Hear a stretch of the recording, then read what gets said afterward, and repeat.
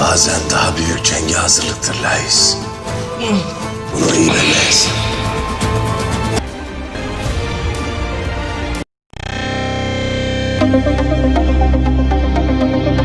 Tifon yolunda kuyuda ölmekten korkmayız elhamdülillah. Haklı.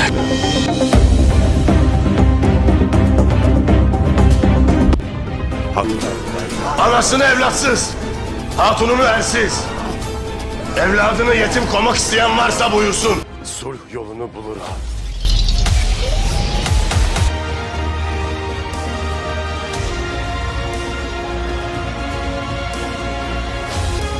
Bizi mezara götürmek isteyen kim varsa, şimdi kazdıkları mezarda yatar.